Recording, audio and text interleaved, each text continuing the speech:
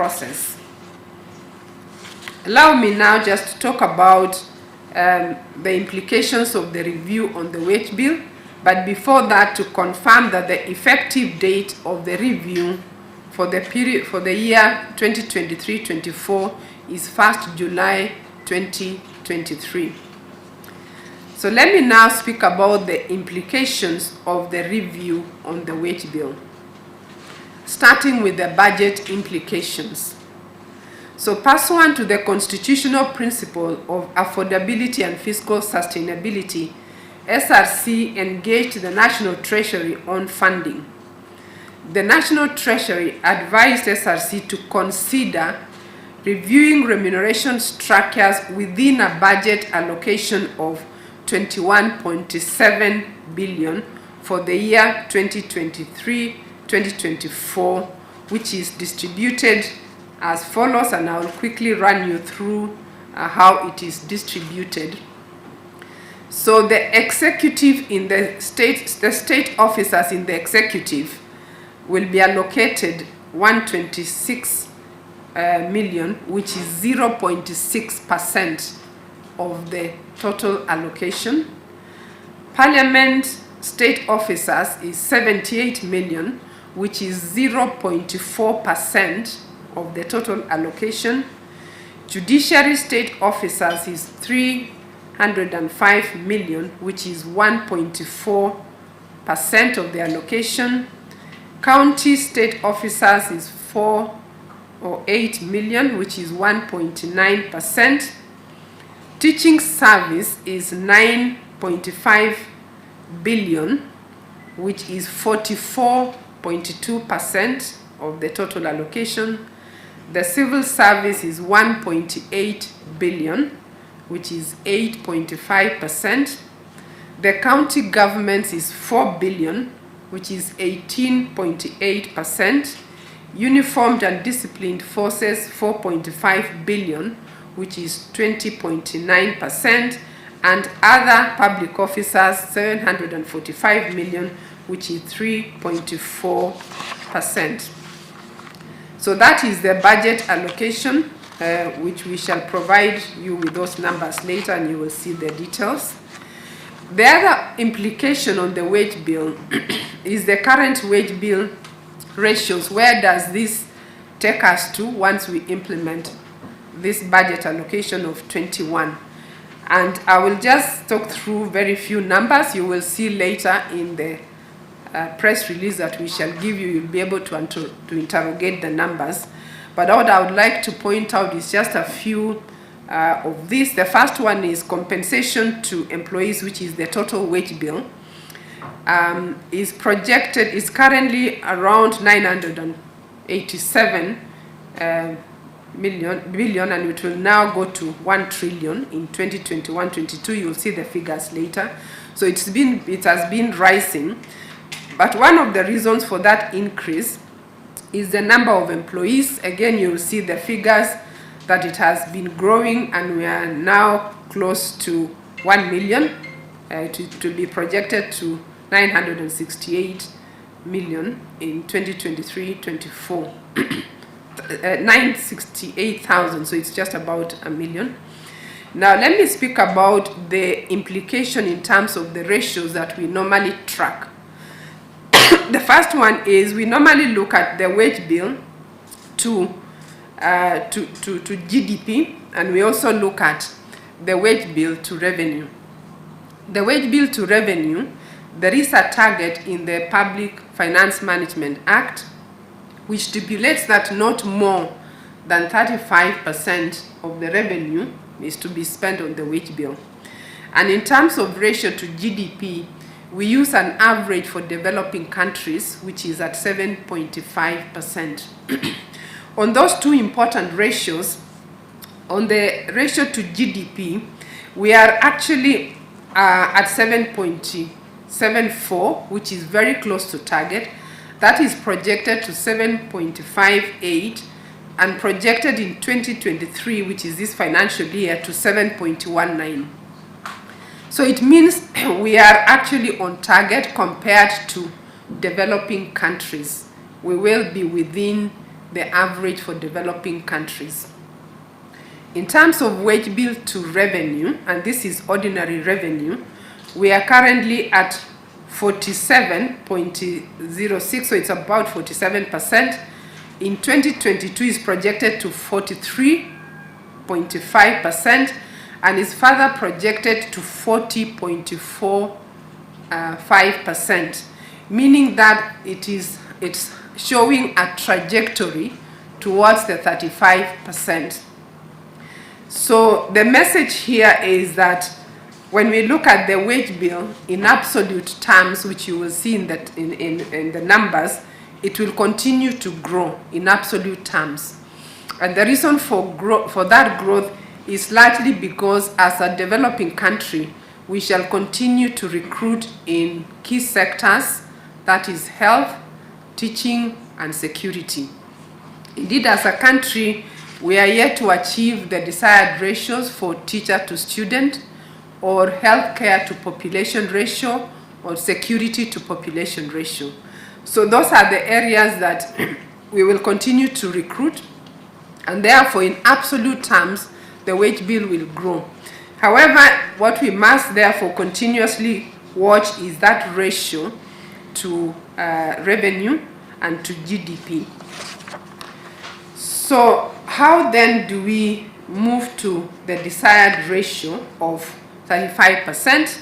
Because for the GDP ratio, we can see that we are pretty much where we should be based on the projections, but on the ratio to wage bill, we are still behind, but with a very good trajectory towards the 35.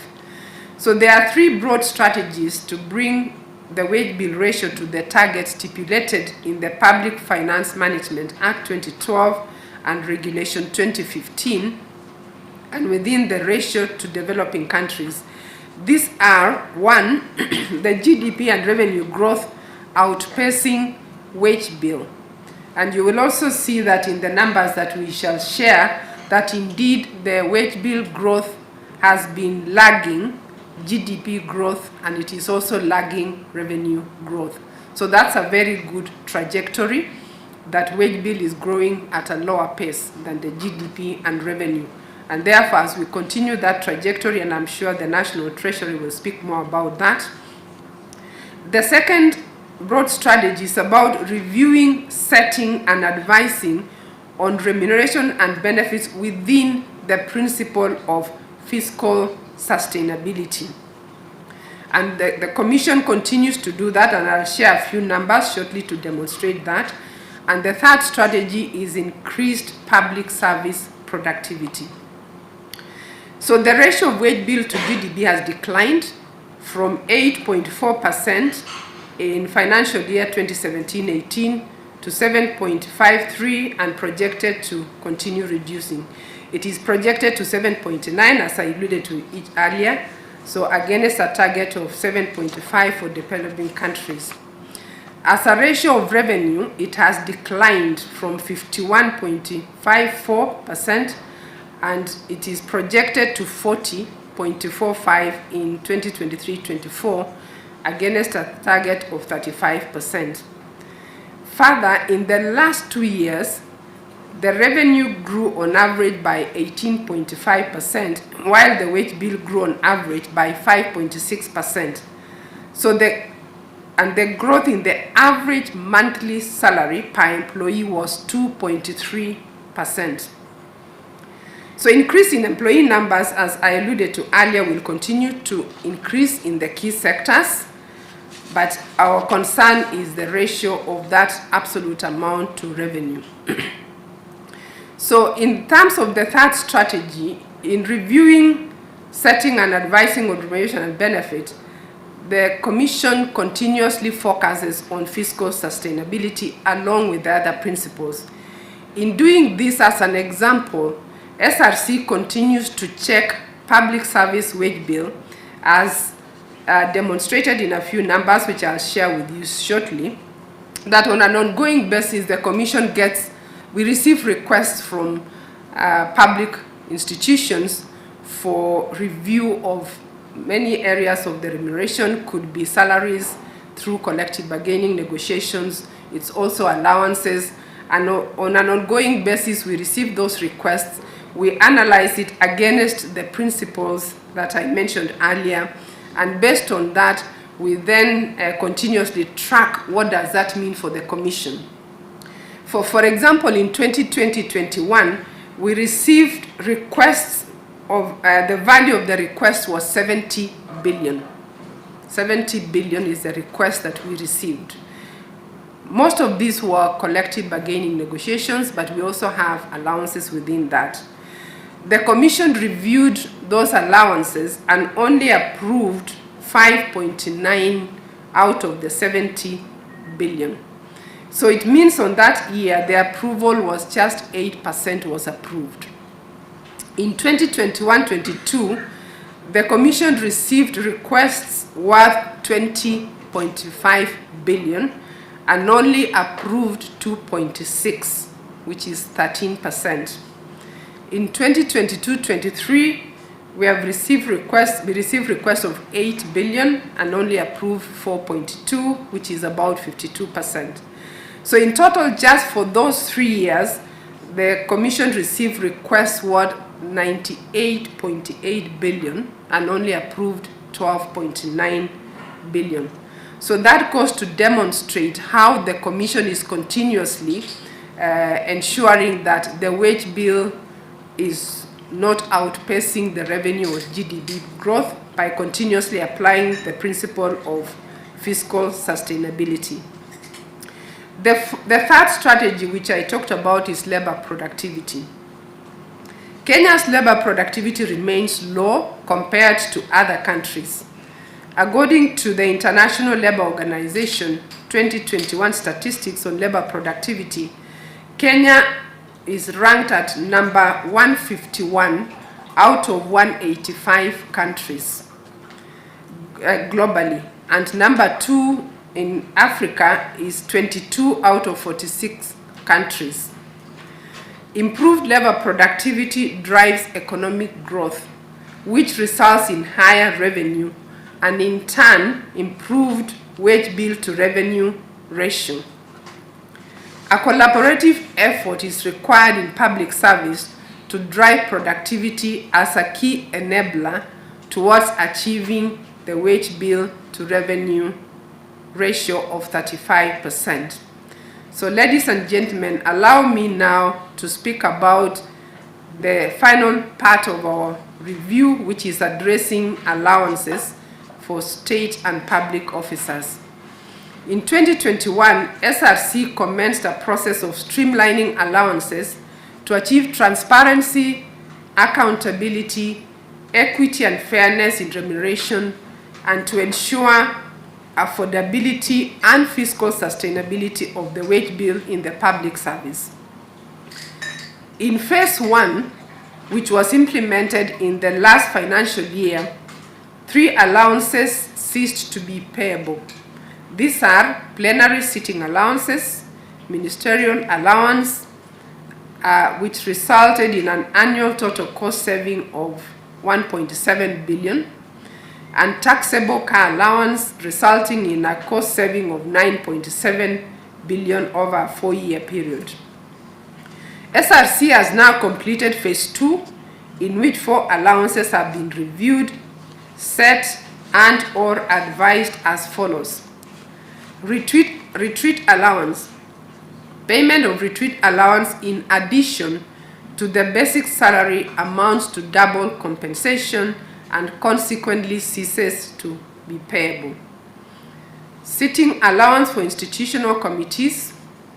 Payment of sitting allowance for institutional internal committees in addition to the basic salary amounts to double compensation and consequently ceases to be payable. Number 3, task force allowance for institutional internal committees.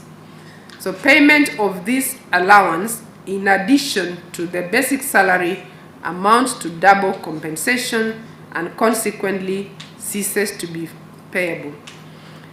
The 4th one is daily subsistence allowance.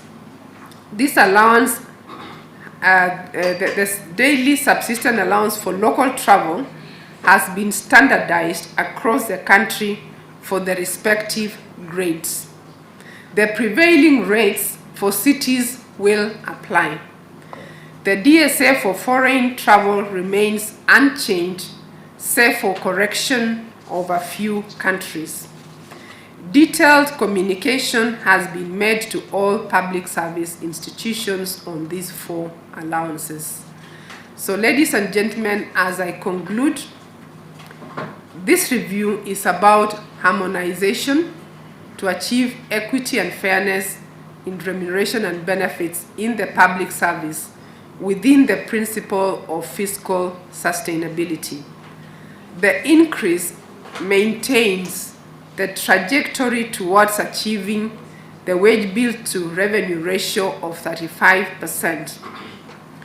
Although the trajectory is positive, a lot more needs to be done, especially in the area of productivity.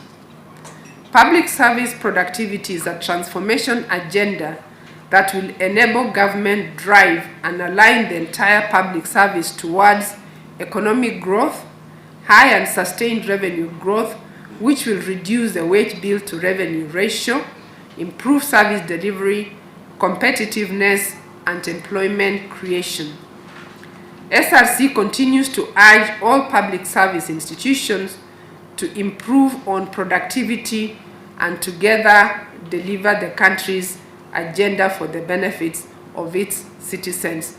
Thank you, and may God bless you. I will now invite the PS National Treasury to make his remarks, and thereafter invite the CS.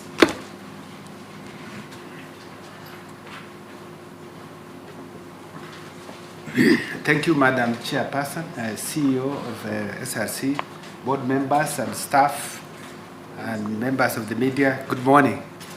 I'm Jambo. Assalamu alaikum. I'm not going to dwell on the subject matter for today because CS is going to speak about it.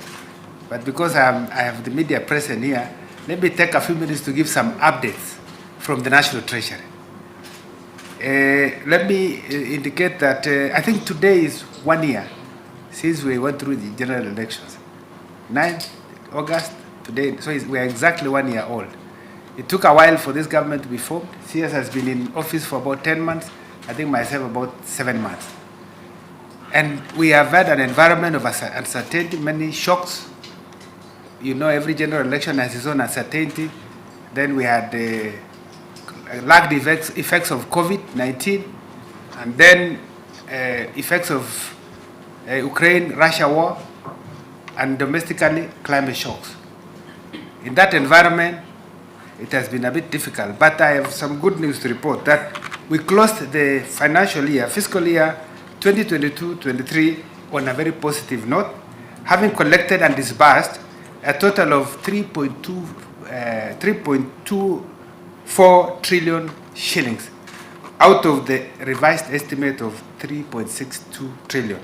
So that's an overall performance of 90%. And it means we didn't collect only 380 billion of the target, despite that difficult environment. And of that collection that we made, we did the following. We disbursed 100% of equitable share to counties, amounting to 400 billion. That also included arrears of 1 month of 30 billion that were incurred in July because it was not paid in the previous year. And so we paid 100%, including lagged 1 month for the year. We disbursed also the entire amount of allocation for National Government Constituent Development Fund, that's CDF, of 47.2 billion. We funded all arrears for cash transfers to orphans, vulnerable children, totaling 16 billion. And we have a directive from His Excellency President that this will have to be paid together with salaries or even earlier than salaries. We have started the month of July. And we have done well in fully paying our debt service. We are on course and we have not defaulted. We don't intend to default. And this month of July, we even paid heavily on external payments, including a major loan of about 63 billion to Exim Bank of China. Given the challenges of mobilization, we had an unfunded amount of about 77 billion that forms pending bills, which CS has given directive that it becomes first charge of every accounting officer. And all MDS have been directed to prioritize payment of pending bills, because this government is not going to tolerate accumulation of pending bills. No accounting officer will be allowed to incur new commitments without clearing existing pending bills. And next week, CS will be gazetting a pending bills committee to look at the historical pending bills. And I think I got an SMS from the clerk of the National Assembly, who told me, and I think he sent to CS, that we closed the year 2023-2024 having settled most bills, including members' constituency items and mileage claims, which is unprecedented. He also went ahead to say that National Assembly closed the year with the least amount of pending bills in the last 9 years. And finally, I want to talk about pension payments. We have continued as a government to uphold commitment to welfare of our public service employees, retirees, and pensioners. And the year that just ended, we've successfully met our commitments to the Public Service Superannuation Scheme, the PSS. We remitted employers' portion of contributions, and this reinforced sustainability and stability of the crucial pension system that was launched on January 2021. While members of the scheme contributed 11 billion, the government contributed 26 billion. Moreover, the government has demonstrated its unwavering commitment by disbursing an amount of 51.6 billion under the old defined pension scheme towards lump sum payments of pensions. Additionally, the government has diligently maintained the timeliness of monthly pension disbursements to the 328,879 pensioners currently enrolled in the pension payroll. As of 31st July this year, all monthly pension payments have been distributed promptly. Notably, the government has disbursed an amount of 65.51 billion for monthly pensions during the fiscal year 22-23. This demonstrates our resolve to provide financial relief to pensioners who have dedicated their careers to public service. We understand the significance of these payments in maintaining the dignity and livelihood of our retired public servants. Furthermore, effective July this year, the government has implemented a biannual 3% increase to the pensions paid. This enhancement reinforces our commitment to enhancing the well-being of our esteemed pensioners in the face of evolving economic circumstances. Finally, I want to say that in the current financial year, the National Treasury will re-engineer the pension payment system by implementing an end-to-end enterprise resource planning solution that will fully automate the entire pension payment process as part of the broader government digitization transformation agenda. This development is expected to transform the public service pension ecosystem with a view of drastically reducing the turnaround time for settling pension claims for retired public servants while enhancing pensioners' customer experience. With those few remarks, I think you can allow me now to invite my Cabinet Secretary, Professor Njuguna Ndung'u. Welcome, sir.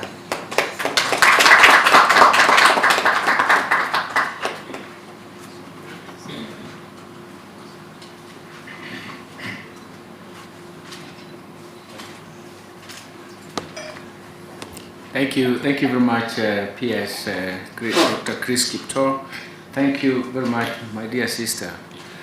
Nagich, we are always in constant communication. I think, Chris, you forgot to tell these people that there is one Senate committee we went to, and they told us that for the last 7 years, the government has never closed the fiscal year without arrears.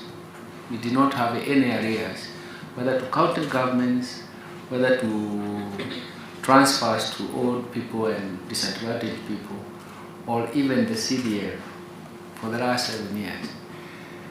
We are singing praises to ourselves because everybody complained that you closed the year with arrears, so that even salaries at the county level are actually getting late. But of course, the media did not pick it up. Maybe we are saying it so that you can also pick it up. Not because we want you to give us hongera, we just want you to understand the reality. Most of us always run away from reality, especially when it doesn't suit you. You know, I still recall the other day I was giving people an example that Wallace Soyinka writes very complicated literature, isn't it? Wallace Soyinka, he got this. The only African who first got the Nobel Prize in literature. And he says that a compost heap has got its own uses as long as the wind is flowing in a different direction. Very technical, but you know, he's very good in his words. Let me say that I'm very happy to be invited here, and I'm very happy that I listened to Megich when she gave the analysis. And of course, these are the areas that we have agreed on. So good morning, ladies and gentlemen. How is everybody? Thank you.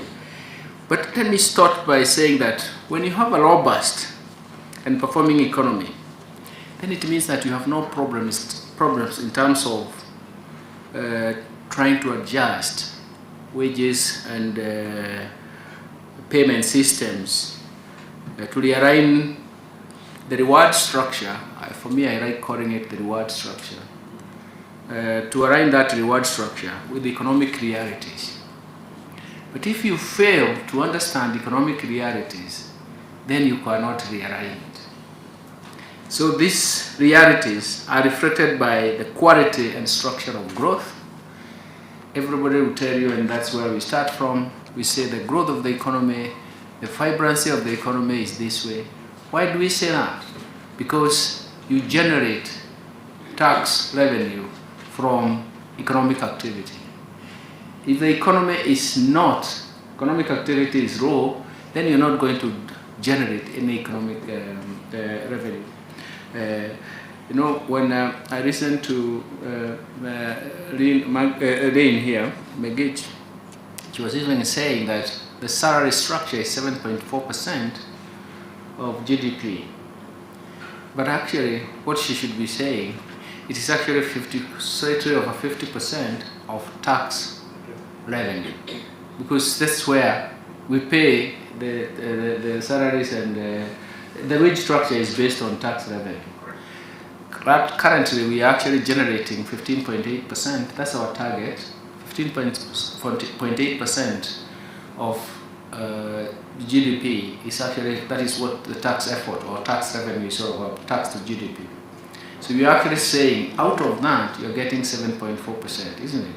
So you can imagine why we have to push the denominator to be better, that is the GDP, the economic activity.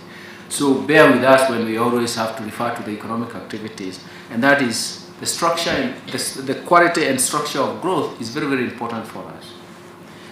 This has been the case, especially in our economy, and in the last 4 years, and especially since the COVID-19, the economy slumped.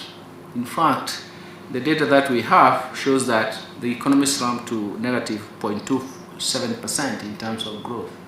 So you can imagine then it becomes quite like a whole issue of a very severe recession. And for us, we have to understand then what that recession does. In 2021, for example, even after all these effects, the economy rebounded to 7.57% on account of weak economic base that was there in 2021.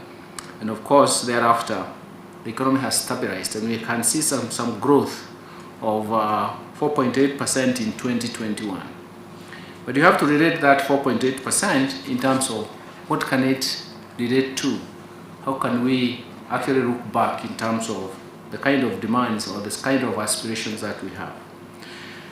And since then, the economy is slowly being projected to grow at 6.7%, especially in this current fiscal year of 2023-2024. But that growth, we should also ask ourselves, is it spread across all the sectors of the economy, starting with the sectors that have been targeted by bottom-up economic transformation agenda? And those sectors that have been targeted by the bottom-up economic transformation agenda are those sectors that we believe are going to provide a very large impact to the rest of the economy, create a momentum for growth, but more importantly, will affect a majority of the people. Most of the time, I don't like us forgetting what bottom-up economic transformation agenda is. Because if you forget, you'll forget the sector you are in. The other thing is that it's an agenda. So some of you associate me with economic framework morals, and let me say I cherish in that because it gives us structure. But this agenda is to try to acknowledge that something has gone wrong in the last 60 years. Bottom up because the majority of the people have been left behind and they've gone to the bottom of the pyramid. In some cases, you show that they have actually gone into abject poverty. Early last year, I was doing some work on poverty, growth, poverty, inequality, and redistribution in African countries. And in my area life, that is now has just been published. That's why I would like to talk about it. The last time I talked to the media, I was talking about debt and growing with debt because it has just been published. The conclusion we come up with is that strong growth is going to be very, very important to reduce poverty. But when it is supplemented by targeted social protection programs, it will flatten inequality in the long run. That conclusion says that we need to look for not anymore about pro-poor growth. It is pro-poor growth strategy. It is pro-growth poverty reduction strategy. What it tells us in our current discussion here now is that growth is going to be very, very important. And because we have targeted social protection programs, and during the COVID, we even structured some very active and very, very efficient targeted social transfer programs, especially during the lockdown, which worked very well. We know that we can move in that trajectory. So we do believe that the bottom-up economic transformation agenda is on course just because of the realities that we have seen. Those realities is that if we don't grow the economy, then we cannot have economic transformation. We cannot lift those at the bottom of the pyramid if we do not look at the sectors that benefit them more and actually create a momentum for future growth and future potential for growth. And it is an agenda trying to say the quality and structure of growth becomes quite problematic. The first time when I analyzed growth, I even told myself that the growth that you see in the last 7 years has been driven by public sector investments in heavy infrastructure projects, which is good in the first phase, so that the second phase, private sector takes it up. But public sector growth does not make contribution to tax revenue, isn't it? So you find yourself with a very high rate of growth, but because that structure is actually more pushing, is the public sector which is driving it, then you have less and less tax revenue because it's not a tax-paying sector. In fact, when we argued with the county governments, I even went further to decompose that growth in terms of revenue contribution. Some work that I had done for the government in the 1990s at a kick. And we realized that actually the public sector was contributing about 19% of that growth, 7 point something that time, the one I've just made. But it was actually making just 1% contribution in tax revenue. So you can imagine the mismatch. Here we are. What Megich is presenting is that you have to grow the tax revenue for her to allocate it to salaries, isn't it? And the reward structure. But if the public sector is only contributing 1%, but driving growth by 19%, so you can see the mismatch. So the statement that I'm making that the structure and quality of growth is very, very important. So I wanted to spend more time on better because it's not a theoretical construct.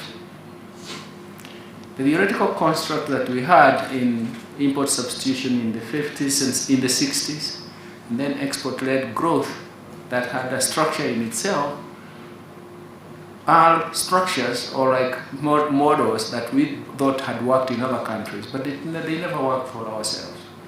That is why we don't need a model, we need an agenda.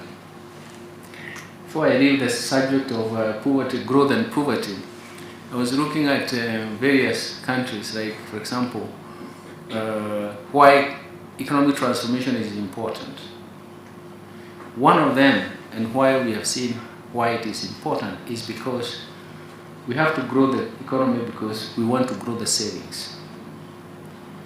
Yesterday the president was telling some people in Sagana Road that our savings to GDP is about 8%. That's why we have to borrow, because the savings gap is very huge. If you look at countries like China, all these East Asian tigers that we wanted to replicate with the export-led growth, their savings have ranged between 40 and 60%. But how do we grow our savings? We have to grow our savings purely, first of all, because we need interventions. But the other thing is that we also have to have vibrant economies, because it allows you to target those savings into investments that are going to give you higher returns. We can talk more about this, but it's very, very critical that 8% is really a pathetic figure. Those countries that have transformed themselves, and we have examples, China in the last 40 years, India in the last 20, 25 years. Those countries had the most poor and impoverished people in the world. Look at them now. Today, we are looking at Africa, and most of the poor and impoverished people are in Africa, in some countries. I don't want to mention them in the press conference. We usually do that in our own circuits of researchers, but I'm almost getting out of that circuit, so I can talk the reality. Let me come back to our function today. And what I want to recognize is that in Kenya, remuneration and benefits, or the word structure, and the benefits that go with it, are reviewed and perhaps even effected every 4 years by the Salaries and Remuneration Commission, SRC. Most people don't like SRC because we like it when it is doing something positive. So today somebody will have you negate. But when they ask for salary or even benefits adjustment and you don't get an answer, they don't like it. But I think they are doing a good job, because one of them is to reflect on the realities that we face. So that's why it covers every 4 years. And the last review covered the period 2017 and 2018 fiscal year to 2020-2021. The review should be aligned to the MTEF cycle, which is a 3-year rolling plan, and the additional year allows us for preparations so that we can see the results of that planning cycle. And this is consistent with logic. We had a 3-year planning cycle. What were the results? We need also to have 1 year to understand whether we managed to achieve what we had targeted. The last 2 reviews were undertaken in consultation with the National Treasury to always ascertain the affordability and sustainability of the reviews. Because you can conduct a review, but there are no resources. The reality must come. The reality must hit you. You know, I say this because most of us have households, isn't it? The reality starts even from the household. So the government is also just like a household. The government is an agent just like a household. The process of that cycle of the remuneration review, which runs from 2021-22 fiscal year to 2024-25, is not any different. From the inception of the current review cycle, there have been consultations between the SRC and the National Treasury, and due to the performance of the economy, the National Treasury advised SRC that due to poor performance of the economy, which in a sense is saying that we generated less and less revenue, and especially in the last 2 years, then salary structure review should be frozen for those 2 years to allow for the economy to improve before we can actually effect any steps, positive steps. The agreement between the two institutions was that at the end of the first 2 years, there would be a review based on the economic indicators of the national economy to ascertain whether a review would be feasible and affordable. The SRC advised the public service on a salary structure freeze for the period of 2021-22 to 2022-23, and after 2 years that have lapsed, SRC engaged with the National Treasury on funding for the review of the 2023-2024 fiscal year that will run up to 2024 to 2025. The National Treasury considered and made budgetary provisions at the 2023-24 budget to the tune of 21.7 billion. A similar amount has been projected for the financial year 2024-2025. This is a 2.1% increase on the current wage bill that stands at 1.10 trillion. Madam Megich actually put it in terms of the GDP, isn't it? Which starts by telling us then what happens when the GDP doesn't grow. Which tells us when you have negative shocks that are either exogenous or endogenous, then you know you're not growing the economic activity, and then you're going to have massive problems. The National Treasury appreciates the fact that this is not what SRC would have required, but they have considered the slow economic recovery of the economy and the economic structure. They have looked at the structure and quality of growth, and they have listened to the National Treasury. And so the National Treasury has requested SRC to review what we can do within the available budget and how we can distribute it. And that's why she took a bit of time to go through the distribution. I'm sure you question that distribution, but it has its own logic and it has its own way of doing that. For us, we wanted to have a bold figure. But for you, the most important point to make, to take, is to know that the 21.7 billion is adding to the wage bill. So the whole issue is, can you afford it? Can the National Treasury afford it? You are adding to the total wage bill. And that is something that you should carry in mind.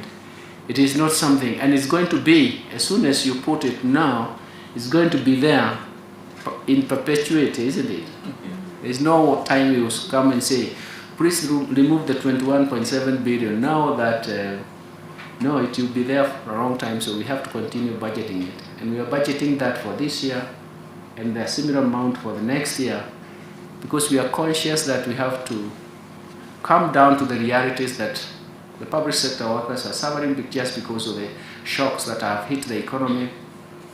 Some of those shocks were supply related, and supply related shocks have also their scarcity value that raises domestic prices and tend to raise relative prices even faster, because scarcity value then boils down to reallocation of resources. Of course, I do believe that a proper enumeration and benefits review that can ideally cover the loss of purchasing power of income, and everybody has been in that subject matter, should be much higher than 2.1%. But however, we are considering the circumstances that face us. We are considering that the National Treasury what it can do for now, and what it can actually then say, if we are doing this, let us put ourselves into that structure and grow the economy. And that is the base that all of us will be watching. So the provision, therefore, is largely to address harmonization of issues of public service delivery structure that is going to improve service delivery and become more efficient. I'm sure some of you will be asking, even with those small increases, can the country afford at this time? But there are not very many who ask those questions. There are very many who believe that the government should afford anyway, but I think that is not the reality. The reality is it may not afford. We are all struggling with economic recovery. We are trying to push the economic recovery in different interventions. And you've seen some results are showing up, but some others are going to take a long time because there are a lot of measures and policy designs and interventions that are required to bring down the cost of living. I always used to argue many years ago that a policy shift, a policy proposition takes a bit of time to navigate or reverberate through the economy to give you the results you want. So it's something that we want to get to wait for some time. So the whole issue is, can the country afford?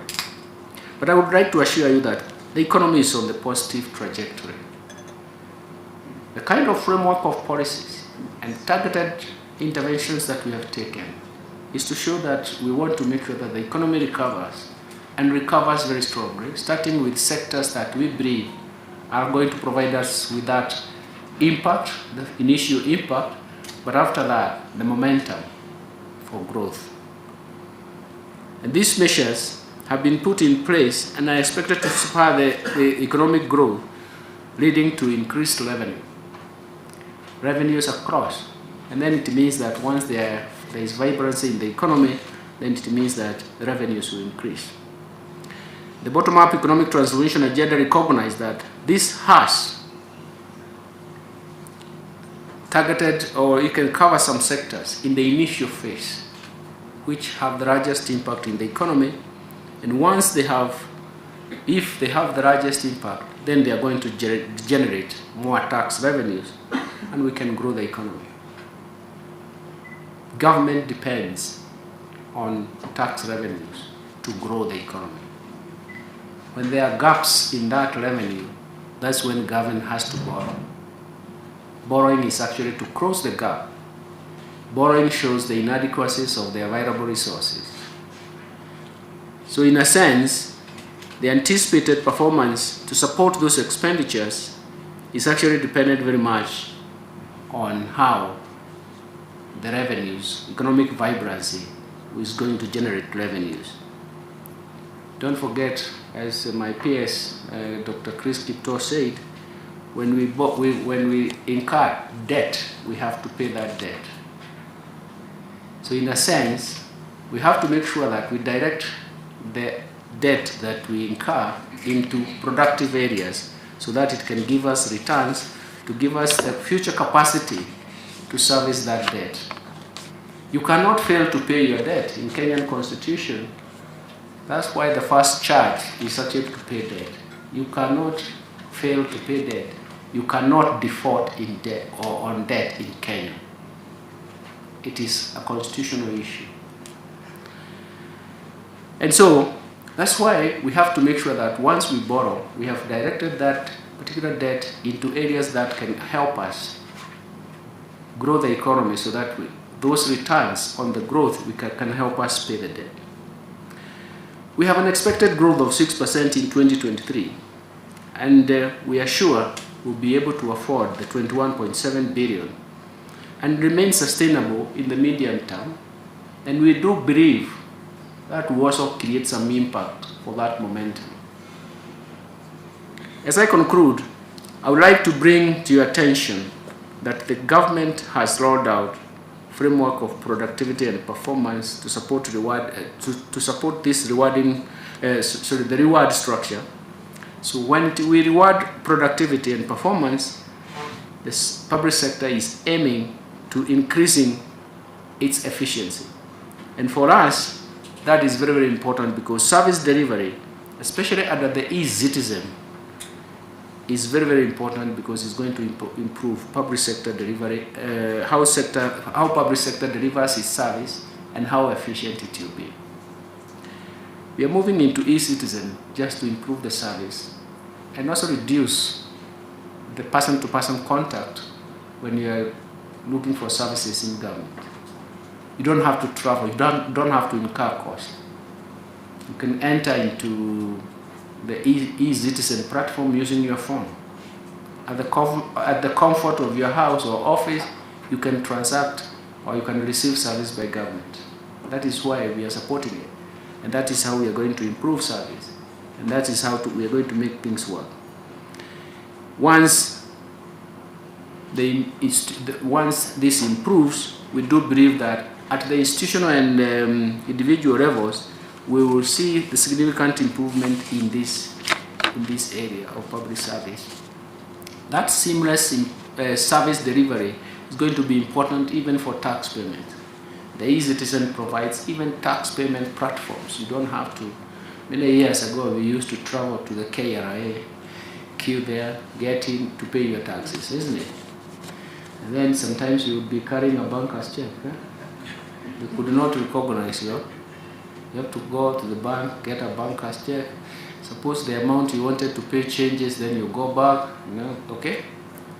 So you can imagine those years are gone. We are talking about a totally new decade of efficiency.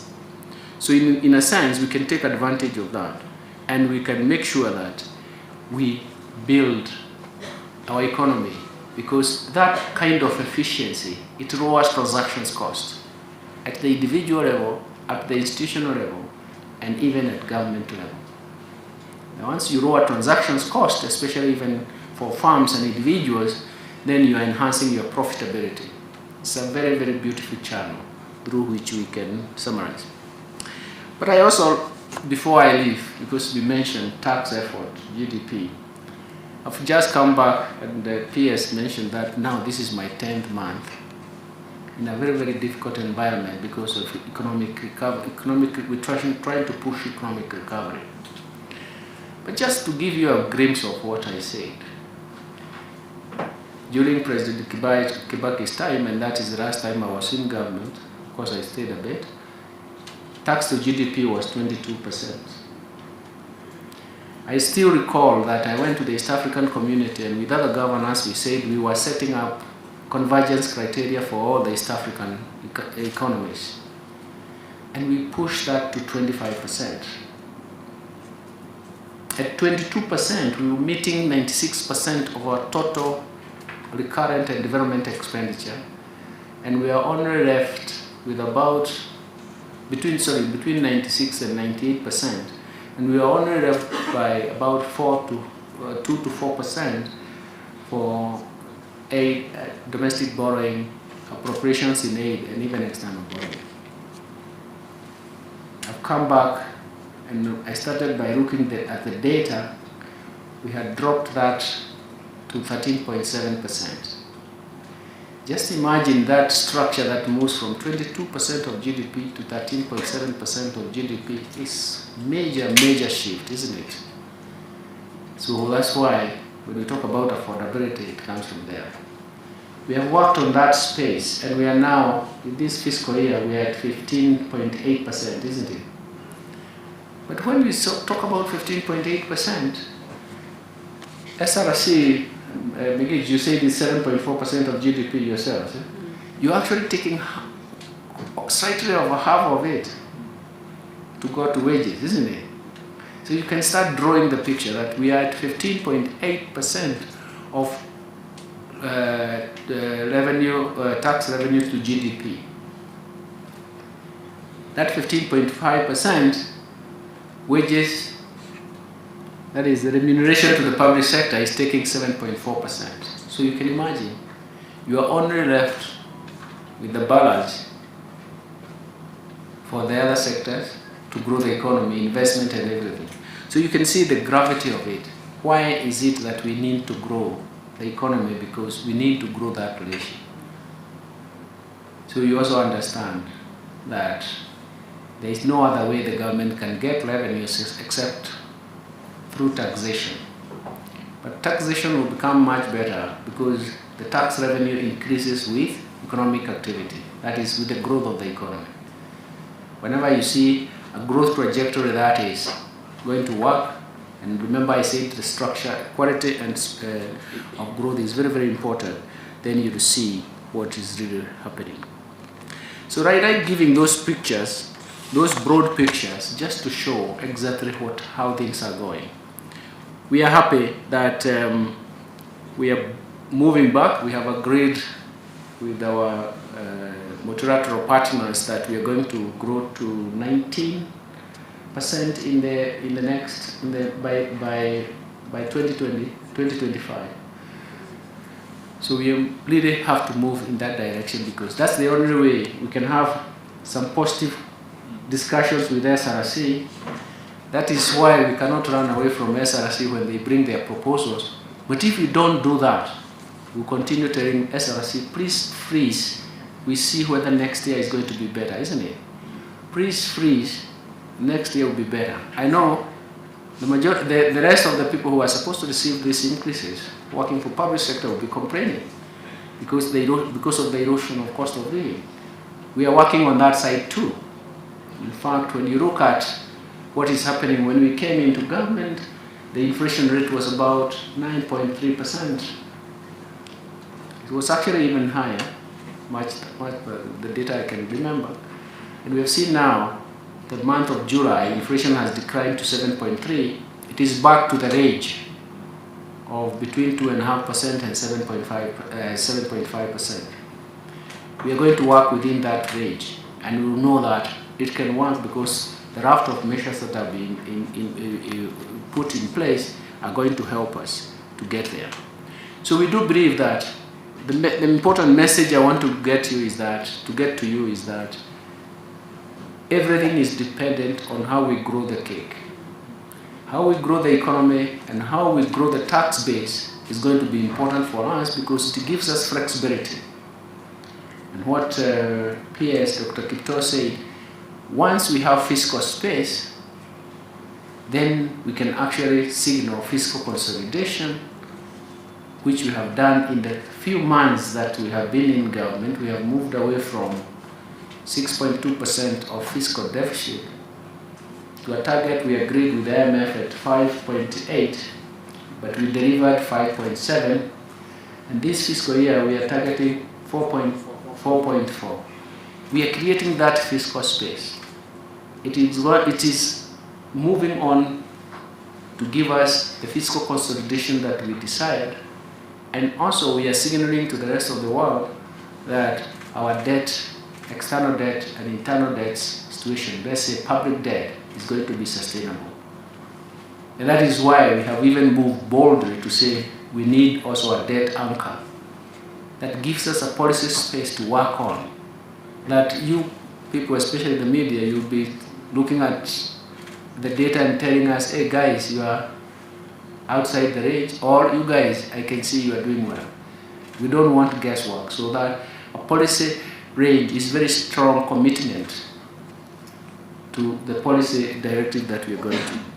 We can talk more, but the most important thing is to understand that everything has a basis and a platform for discussion, and today we wanted to show that once we are agreeing with what SRC proposals has come through, once we have agreed in terms of what we need to do, once we agree on the speed of adjustment given the current constraints, we live with that, and we also give ourselves commitment saying how we can do better is ABCD. I was in a session yesterday and some people were talking and saying, when you have madamano, businesses close. During the COVID, when there was lockdown, I argued that there are people who, if they don't wake up and go to work, there is no food on the table, isn't it? That population is still there, isn't it? So you can imagine how we fought lockdown, but how did we fight lockdown? Government provided transfers because it is for a short time to contain the spread of the disease. So essentially, let us not bring artificial lockdowns, okay? Because somebody will go hungry. A border rider cannot go to town because the border can be burned. Don't think it's magic. No, it's not. This is the reality. that dent you have to pay. The border will have to pay the loan to whoever has financed it, isn't it? So that day he is zero or negative because he needed to pay but didn't bring. So he has to work extra weeks or months to even recover that. So these are realities. I don't know why most people don't even write about these realities, because I don't know. I live in the real world myself, and I always try to inculcate that idea that I live in the real world. And any analysis that I do or propose is actually getting from the reality and trying to see how can we do better. I've talked for weeks and months with my dear sister here, and at times we were almost going to fight it out, but we realized all of us are facing one common denominator, the reality, isn't it? And we did agree. That's why when we come here and we are smiling, don't think there were smiles before. The smiles came to say, you have understood the reality. We are all looking at one cow. We can have different adjectives, but it's the same cow, isn't it? If it cannot produce adequate milk, we know what we should do. Feed it properly. And that's what we are going to do. That's the commitment we are going to deliver. Thank you very much, ladies and gentlemen.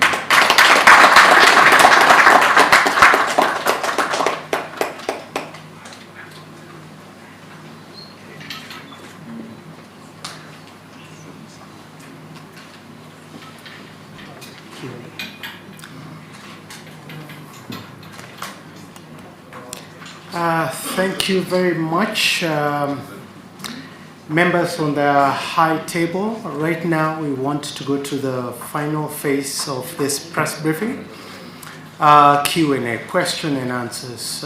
So, members of the Fourth Estate, this is the opportunity you've had from the Salaries and Remuneration Commission, you've heard from the National Treasury, you've heard figures being banded over to you, and you want to ask questions. This is your opportunity. So this is how we're going to do it. We will have a set of, we'll try to do this at maximum 3 rounds. Keep your questions very brief so that we can have an opportunity for everybody to ask at least a question. So first 3, please introduce your name. Introduce yourself, your name, and your institution or the media house that you represent, and then you go straight to the question. Keep it very, very brief. They will take notes, then they will, at the response point, chair or representative, and also from the National Treasury, they'll come to this podium and they'll respond to your questions. We'll try to do this maximum 3 rounds. Anyone with the first question, let's proceed. Roving microphone, there's a roving microphone. You already have a microphone, go ahead. My name is Tomutai going from Citizen TV, and I have 2 questions, one to SRC and one to the National Treasury Cabinet Secretary. SRC Chair, you have mentioned that you are carrying out your constitutional duty of doing the salary review. But the President and his deputy have said they do not want a salary review. 1, will they be subject to this review?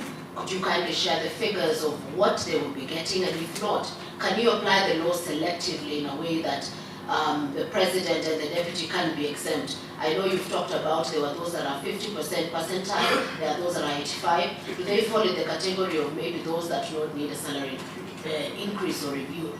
And the question to the National Treasury, if this salary review is done for the state and public officers, there are new taxation measures that are also taking effect, and some being backdated back to the 1st of July. With this salary review, will they be subject to taxation in terms of if it's housing levy or whatever tax measures are taking effect in the Finance Act 2023? Thank you. Thank you. Next question, right here, right in the middle.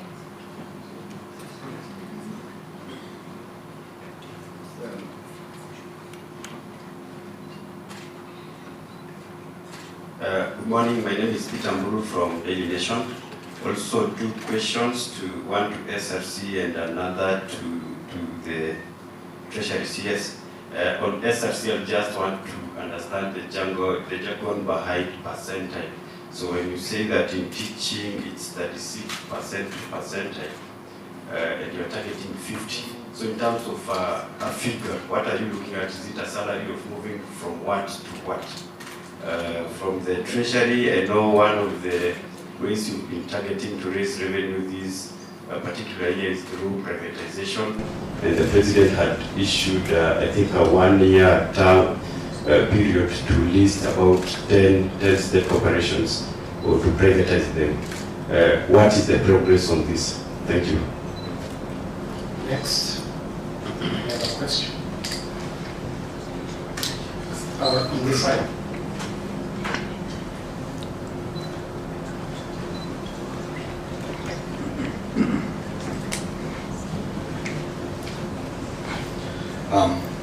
My name is Gilason Maina from KBC, and I have 2 questions.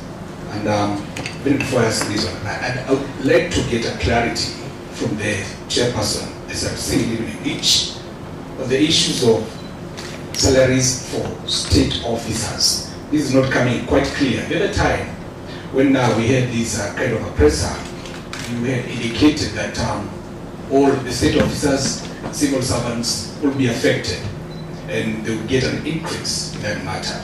But I would like you to state categorically whether state officers are going to get an increase or not. And then question number 2, in a briefing with the editors, it was a breakfast meeting, you indicated that state corporation salaries would be reviewed in 2035, June 2035. But it's now clear that you have some 700 million shillings for public officers. I'd like you to state which state corporations and agencies, for that matter, would be affected in this situation. And then finally, are you also planning to review commuter allowances? Because we understand that the VAT on fuel has increased. Thank you.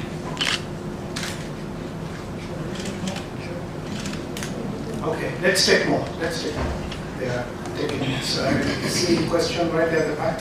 My open mic.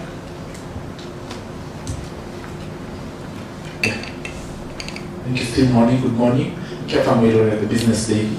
2 questions, one to SRC with regards to the backdating of the size reviews for July. Do you have a quantum of the size of the areas that would be for the month of July? Then to the National Treasury, glad you could come through. So I had a question. I think Dr. mentioned about how you're handling pending bills. There was securitization done for some of the pending bills to oil marketers when they were asked to subscribe to a bond. If you tell us the outcome of that process, that would be appreciated. Thank you. Maybe one last question, and then we'll have the high panel respond. Okay. Great. Did I see your hand up? No? Okay, Michelle.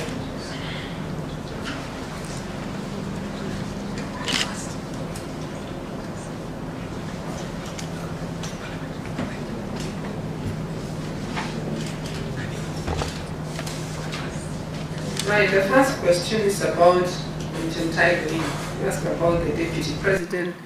Are they getting a review? Are they exempt? The answer is that yes, we have reviewed for all state officers. I want to combine with another question that says, can we be very specific on state officers?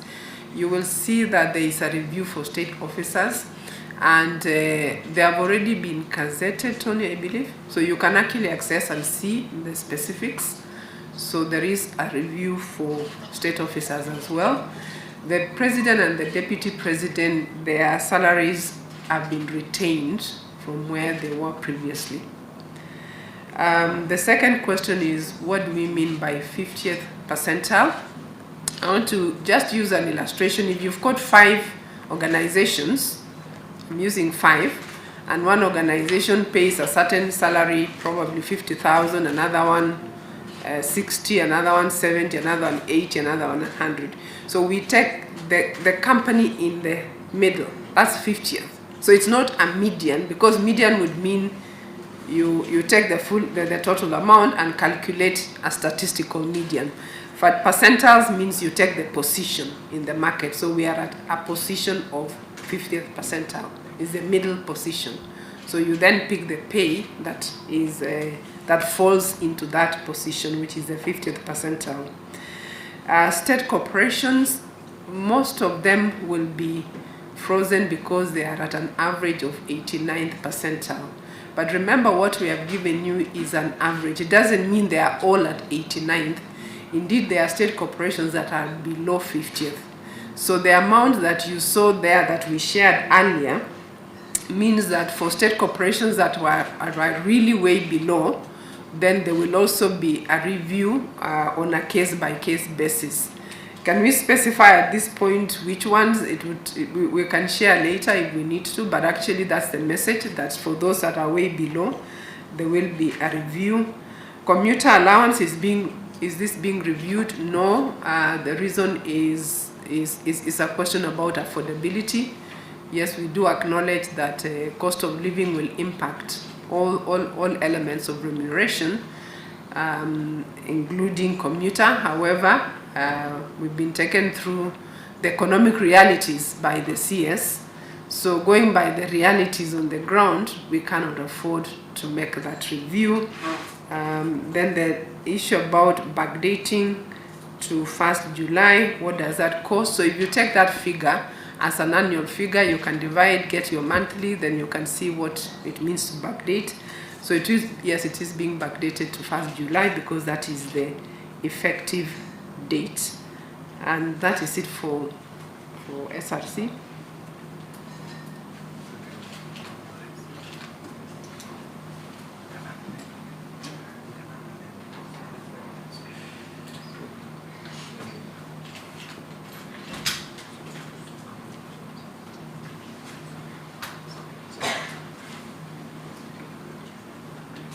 Thank you very much for the questions that came up, and thank you very much. Some of them are interesting. And I start with, is it Chapter? Yes, yes. And you talked about the finance bill. Of course, when a matter is in court, we don't go discussing. But the most important thing is to understand what is the finance bill. Because this year is the first time, and that is even what the president said when we were at the Sagana State Road. For the first time, we had more debate on the finance bill. But I would like you as media to go out there and tell Kenyans what is the finance bill. First, it contains policies and measures that are going to be implemented in the fiscal year. Those policies and measures, and even reforms proposed, sometimes will require revenues. And the totality of, and then the final point is that it arranges how government expenditures and investments in the period are going to be financed. So in a sense, everybody looks at the taxes but forgets that there was an arrangement of revenues and expenditure patterns, because this is where fiscal policy works. Everybody now focuses on taxes that were raised, but there were taxes that were scrapped, levies that were scrapped, taxes that were lowered, isn't it? In the same finance bill. That's why I found, I wouldn't want to comment, I found even my church saying that we should withdraw. What about, I mean, that is extreme. What about those people who are waiting for levies and taxes that were lowered or levies that were scrapped? But the bottom line, let's come back. What is the reality? Once we move out of court, the Finance Act is a law. And it governs you for the fiscal year from 1st of July to 30th of June, isn't it? So everything is inclusive and everything must be done within that period. But we want to support that because we want to support the finance bill because everybody participates. This year we had the most participation. I don't know how many sessions we went in public participation. So in a sense, what we actually portrayed there was actually what the public wanted us to put in. The second thing is privatization. Thank you for that question. The privatization bill is in Parliament and we are still waiting for that to pass through. We did make sure that the propositions are clear that we can have diverse ways of privatization. But what is privatization all about? It cannot increase your, when you sell your assets, do you increase your wealth or you deplete your wealth, isn't it? It's like reorganizing your assets. So you cannot say you're going to grow the GDP because of privatization. Let's wake up a little bit. Let's wake up and understand things. But for us, as a national policy, we are trying to reorganize and create more efficiency. And that is why we would like to privatize, so that government is not doing, the role of government is not to do business. So we want to leave the business to be done by the private sector, and for us we safeguard. That's why the privatization bill is going to come and help us in doing that. But let's not have that idea that you're going to grow the GDP directly by privatization or increase income. No. What we want is to make sure that those state-owned enterprises perform the best, and that is why we should have diverse ways of privatizing. So over the years to come, the growth trajectory will change, just because most of those state-owned enterprises that have not been performing, once they are privatized, they move into their core business and they are going to push the economy in a different way. That's where the benefits will come, and those benefits will be sustainable. Somebody talked about VAT on fuel correction. I think again it's part of but I think if you go back to the budget statement, it was very clear. We are realigning, because you cannot have some goods with VAT at 8%, and those people who are claiming cost, they are claiming at 18%, they are always on positive tax credit, and the rest of the people are taxed at 16%, isn't it? We have to realign. This is a realignment. But because of interpretation, once the tax bill has been cleared, we can have more discussions. We posted numbers. If you go into the website for the National Treasury, read the statement, we devoted much time to explain that. And I'm very surprised that our media people did not even pick it up. And we spent so much pen and paper to make sure that the message is very clear. But anyway, we'll talk about that, because if we had the flexibility with my peers, we would have brought it out. But we have to wait until the court clears and tells us what to do. Somebody raised an issue on VAT. Yeah? Somebody raised the issue of pending bills. First of all, we are going to make sure that we advertise the committee. The cabinet has approved that we can now have a committee for pending bills. That clearance by the cabinet is very, very important for us, because we want to make sure that we come to a conclusion that there should be no pending bills in the future. The previous reviews, especially starting during President Kibaki's time, there was reviewed and we thought we got into a finality. And then we realized that actually, until they are verified, and that's what our law says, there's no way we can, but we want to stop this. But let me say, the numbers we have some numbers for the pending bill, which you focus on the fuel one. When this government took over, the subsidy accumulation was about 83 billion.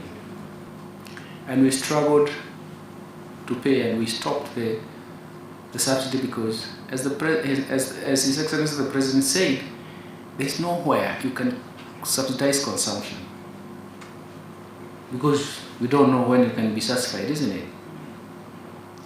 When I was teaching economic theory, when we want to model consumption behavior, the first thing is to make an assumption that you're not satiated, isn't it? That is, there is no satiation. That is, you are not oversaturated with consumption, isn't it? So you can get more. More is preferred to less, isn't it? So you can imagine if you're subsidizing consumption and everybody wants a higher consumption level, isn't it? It cannot work. And secondly, it's not a production process. When you subsidize input, you know you expect production at the end of the seasonal cycle. So by the time that decision was made, we had 83 billion, and we continued to help reduce it. We even promised by February, March we would have done it. We still found ourselves not, until we got to a point where resources were not there and we needed to do something. We had 43 billion arrears. And so we had to make a decision. And after discussions, we decided that actually we can securitize half of it in that fiscal year and half of it in this fiscal year. Then it becomes an investment for them, isn't it? And they will be now looking at the investment, and we clean up the books. There are diverse ways of doing things, and that was very, very innovative. And obviously everybody has been very happy, even in the private sector. But I have seen some comments in the media, and I said, my friends, I think you should invite us to explain, rather than make comments that intolerably true. And I say intolerably true because my work and my life has been to try and eradicate any form of ignorance. So you should clear with us, because you write something that somebody does not look at it and say, I will never read that paper again, or I will never read that article. So some of them were intolerably not true, but the bottom line is that it is innovative. It has solved the problem. We are going to use the same technology when we are dealing with pending bills, but the verifiable ones, isn't it? Because just like we said, you cannot always have the resources that you need at the time you need them. We have to grow the economy. But for us to grow the economy, even the pending bill is a drug, isn't it? Those people who are old, and even us who have the debt, we feel the drug. So we have to solve it, and that's why we need to solve it and then close that chapter and move on. I'm sure I've covered everything. Thank you very much and good morning.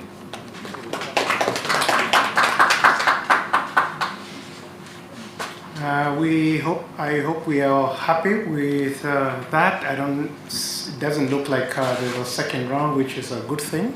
It means the media has understood. That brings this presser to an end. So what I can already say is that the SRC press release is available. So if the registration desk, you feel free to grab a hard print of the presser. There's refreshment out there, light refreshments. Please do not go without biting something. Then right here, we can request the high table to stand for a